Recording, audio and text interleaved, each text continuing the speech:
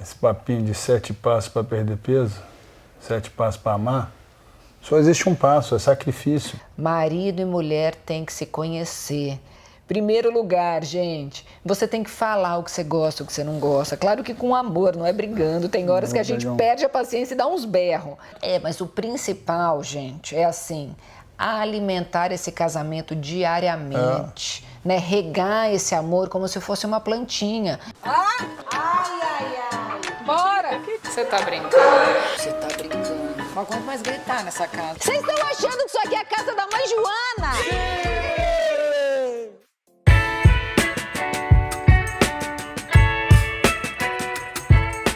Mas o principal é isso, gente.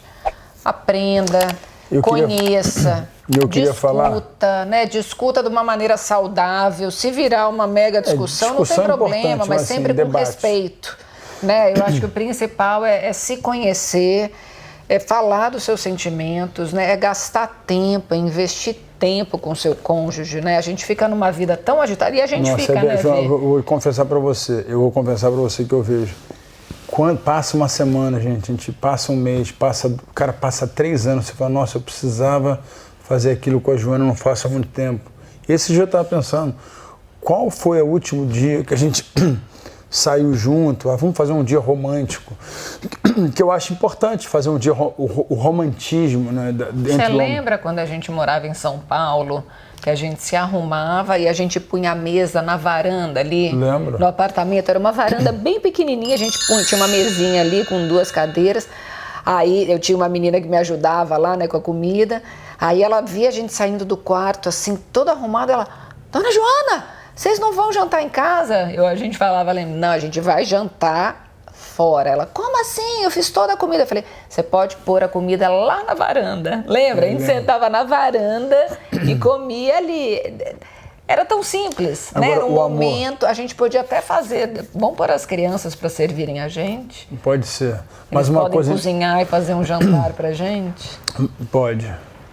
Mas uma coisa interessante que eu sinto falta de fazer, eu não faço há um tempo, é os dates que a gente fazia com os nossos filhos. Você tá lembrada? Que eu fazia date com a Kiara, date com o Davi, date com a Vitória. Você fazia date com as crianças. Isso é uma coisa que a gente tem que voltar a fazer. Porque o date com os nossos filhos, o amor, que eu nunca me esqueço disso, eu falei assim pra Kiara quando ela era pequena, você sabe por que eu tô te levando pra sair? Sabe por que eu tô abrindo a porta do carro? Porque eu quero que você entenda que o amor de um homem, ele vai fazer isso com você. E eu acho que foi o que eu falei, existem várias linguagens. Se eu estipular 5, 6, 10, 20, eu acho que se eu pudesse falar 4 tipos de amor, que é o amor do amigo, o amor protetor, o amor de Deus e o amor erótico. Esses 4 amores existem na Bíblia e eles todos juntos são falados por Deus. E o amor de Deus é o ágape, é acima de tudo, não dá nem para descrever. Ele vai amar quando você está mal, ele vai amar de todas as maneiras. E eu acho interessante amar, volto a falar o que seu pai falou para mim, eu quero ver a pessoa amar no dia ruim, no dia do conflito, no dia que a pessoa está totalmente perdida. Esse amor é o amor que, o cara que depende do amor de presente, esse cara é um salafrário, larga a mão dessa mulher. Mas eu acho que quando ele fala de presente, eu acho que ele fala Joana, até no sentido de, eu não sei, eu preciso ler o Joana, livro de novo, ele faz muito tempo, mas no sentido assim, da mulher receber flores, né, da mulher receber um cartão, eu não sei, eu vou ler de novo, mas é uma forma também de uma pessoa se identificar com o amor. Discordo, o amor de presente é interesseiro. Gente, o principal que a gente vê, né, um dos maiores mandamentos, né, além de amar a Deus de todo o seu coração, sua alma, todo o seu conhecimento, é o quê? Amar o próximo como a si mesmo. É o amor self, mas e hoje em dia a gente vê as pessoas não se amam mais. Por quê? Porque as pessoas não se conhecem. Você tem que gastar tempo com você. Eu tenho um exercício que eu faço, eu deveria fazer todos os dias, mas eu não faço todos os dias porque eu acabo esquecendo. Mas é um exercício tão simples. Eu acordo de manhã, quando eu vou lavar o meu rosto, escovar meu dente, eu me olho no espelho e eu falo, eu sou linda por dentro e por fora. Eu sou capaz de fazer tudo aquilo que eu fizer, porque Deus me fortalece e Deus está comigo. Eu sei que eu sou worthy, entendeu? Eu tenho um valor nesse mundo. Eu sei que eu tenho um propósito nesse mundo. Gente, se vocês fizerem esse exercício, vocês vão ver o poder que isso vai te dar. Então, em primeiro lugar, você tem que se amar. E para você se amar, você tem que gastar tempo com você. Dói, né, para muitas pessoas solidão, ficarem sozinhas, se olhar no espelho, conhecerem suas próprias dores. Eu lembro que eu tive um período da minha adolescência que foi muito ruim, foi muito sofrido. Mas eu consegui viver aquele momento porque eu encarei o momento. Eu encarei, eu vivenciei, eu chorei, eu sofri. Passou. Entendeu? Tenho cicatrizes? Tenho, mas eu consegui encarar aquele momento, eu consegui vivenciar aquele momento. Então, em primeiro lugar, você tem que se conhecer, se conheça. Outra, ninguém é perfeito. Isso que é o mais bacana. Eu falo lá, quando eu faço as reuniões na academia, que a gente começa a fazer um brainstorm, eu falo, gente, isso que é lindo. Porque ele quer o amarelo, o outro quer o preto, o outro quer o verde. Aí um acredita numa coisa, o outro acredita. Isso que é o legal, essas nossas diferenças. Né? A gente tem que se entender, a gente tem que se respeitar e a gente tem que entender que Deus fez cada um de nós únicos. Nós somos únicos. Ah, por que meu olho não é azul? Por que meu cabelo não é enrolado? Porque Deus quis assim. Então, se conheça, sofra o que você tem que sofrer, chore o que você tem que chorar, sorria, dê risada, leve a vida mais leve. E aí passe a se amar, porque a gente só consegue amar o próximo se a gente se amar. Eu não consigo dar para o Vitor o que eu não tenho. Eu só vou dar para ele o amor. Quantas vezes eu brigo com o Vitor, eu falo, poxa, mas você não me deu um carinho. Poxa, mas você tá grosso comigo. E daí eu vejo, eu tô fazendo tudo isso com ele. Eu tô agitada, eu tô sem paciência, eu não tô dando carinho. Como que eu posso cobrar dele uma coisa que eu não tô dando para ele? Tá? Então vamos se conhecer, vamos se amar mais, porque daí sim a gente vai conseguir amar o próximo. E aquele exercício que a gente gosta de fazer, a gente deveria voltar a fazer cada vez mais, que a gente fazia das 3 perguntas, que eu acho fera essas perguntas. Não faz as perguntas para eles, não faz para mim não. Pergunta número 1. Pergunta número 1. O que você não gosta em mim que eu faço? Que você gostaria que eu parasse? Você quer que eu responda? Não, você não precisa responder agora, isso é pessoal. Eu não, vocês já sabem, eu não gosto que ele dobre a roupa e coloque na minha mesa de jantar. A segunda... Cafuné, pé com pé. Não, pé com pé eu amo, mas eu não gosto do pé dele. Não. Olha lá, já tá lá, ó. A segunda pergunta é, o que você gostaria que eu adicionasse na minha vida que eu não faço? A terceira é, qual é... Peraí, deixa eu pensar na segunda. O que eu gostaria que você adicionasse que na sua vida... Que eu não faço. E a terceira pergunta, que é a última... Acho que não tem. Tem que ter uma. Não, tem uma coisa que eu gostaria que você me escrevesse, dasse flores, eu gostaria... Não leu. Agora eu já desisti, eu compro flor pra mim mesma. E a terceira, que eu acho a mais importante, aí eu venho que essa é afirmativa. Qual é a coisa que você gosta que eu faça, que você gosta que eu continue fazendo? Entendeu? Eu gosto que você...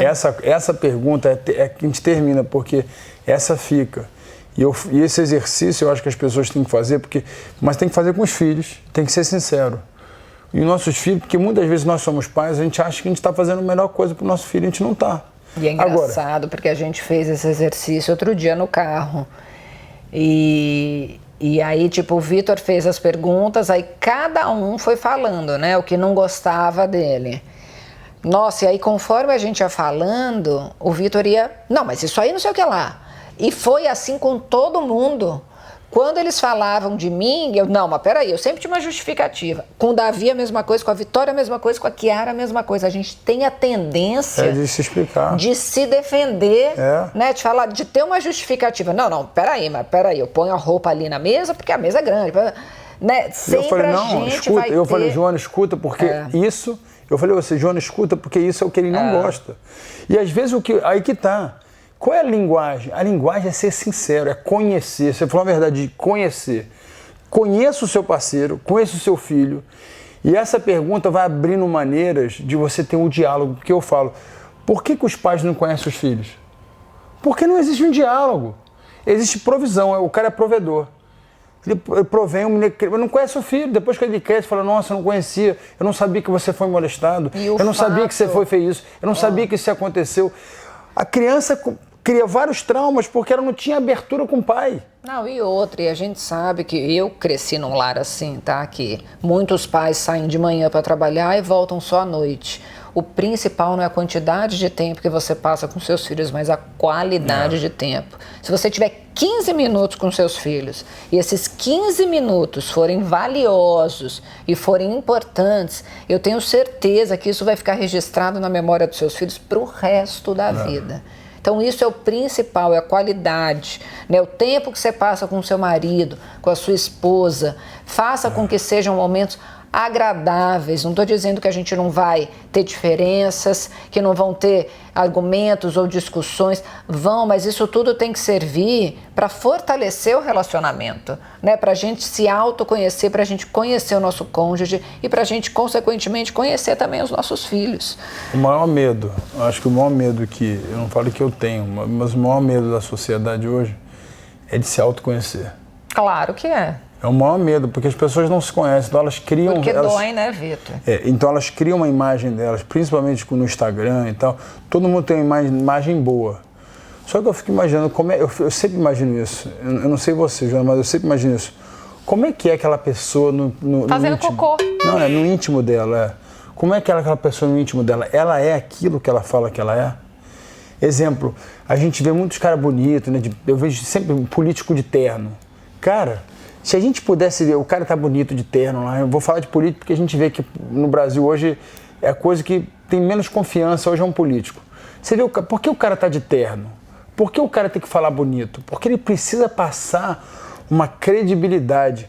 Mas se a gente pudesse ver o político de cueca, de pijama, né, de como ele é. É assim que Deus vê a gente, né? Então assim, eu falo que tem um CPF e tem identidade. Qual é o seu CPF? E qual a sua identidade? Eu falo o seguinte, Deus ele olha a gente na identidade, ele não olha no CPF.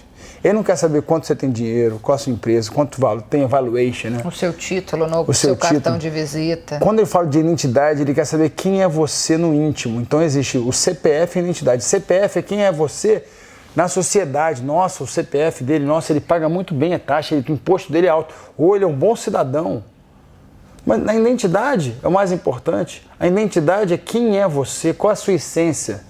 E eu acho que esse medo de se conhecer, porque para mim amar, eu tenho que me conhecer. Então a gente fala de conhecimento, vamos falar de linguagem, vamos falar de conhecimento. Conhecimento é uma coisa que não existem 10 maneiras, existe somente uma maneira de se autoconhecer. É encarar o seu lado bom e o seu lado ruim, e fazer com que cada vez mais você consiga fazer com que essa balança fique muito mais bom do que ruim. Né? E isso foi o que você falou, né? Eu acho que isso é o que mais, hoje em dia, traz medo para as pessoas, né? E eu acho que é até uma estratégia boa das pessoas se ocuparem, né? Eu lembro quando a gente mudou para Las Vegas, eu lembro que você falou isso para mim, você fica inventando um monte de coisa, para de inventar um monte de coisa. Porque eu tinha acabado de mudar de país, eu não falava o inglês, eu lembro que você ia ter uma luta, e toda a luta que o Vitor sempre tem, eu meio que eu protejo ele ao extremo, sabe? Eu falo que eu viro uma single mom, né? Eu fico sozinha com as crianças e eu dou conta de tudo, enfim. E eu lembro que o fato de eu estar morando num outro país, sem falar a língua, né? Com 3 crianças pequenas, eu comecei a inventar tanta coisa para eu fazer, tanta coisa, que eu fiquei tão sobrecarregada, e depois eu fui entender que era uma fuga, né? A distração, né? Você tá sempre ocupada com alguma coisa para você não ter tempo para você. Todo excesso esconde uma falta. Todo excesso esconde uma falta, crédito, Leisiane. E é isso, né?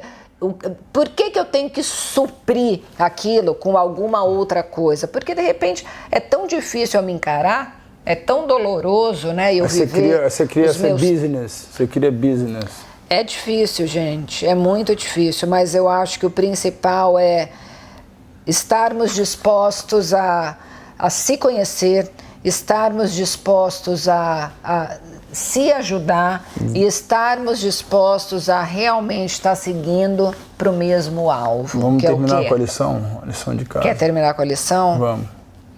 Então, lição de casa do capítulo. Que capítulo é esse, Página Lei? 80. Espera um minuto. Tem a cama. Capítulo 5, onde a gente fala do quarto bagunçado. E depois tem a cama bonitinha, arrumadinha. Então, lição de casa de hoje, hein, gente? Você acredita estar trabalhando nas pequenas mudanças do dia a dia para que a grande aconteça? Eu acho que eu comecei. Estou começando. Quais são os medos que têm te impedido de tomar decisões e fazer você sair da sua zona de conforto? Acho que eu estou enfrentando eles. Quais estratégias são usadas quando você precisa de decidir algo? A verdade. Você consulta a Deus sempre com oração ou simplesmente pega conselhos com amigos, familiares, mentores? Eu tenho me aconselhado, eu comecei a me aconselhar mais com Deus, porque é uma coisa que é um diálogo difícil também, porque é um diálogo onde você não tem uma resposta imediata. Às vezes tem e dói, né? Mas às vezes você não tem. Pior que você não tem, às vezes é o silêncio, foi o que você falou, o silêncio, a resposta do silêncio. Às vezes você não tem que dar, às vezes é o momento de não fazer nada. É o momento de entender que aquilo é aquilo e você precisa passar por aquilo. É o grande deserto. No deserto é onde a pessoa morre porque ela quer beber qualquer tipo de água e não pode. Né? Então, passar sede é importante no deserto. Então, você está disposta a lutar pelo seu casamento? Você está disposta a realmente ter um casamento duradouro e saudável? Você está disposta a investir tempo em você? Se você está, vem com a gente para a casa da mãe Joana.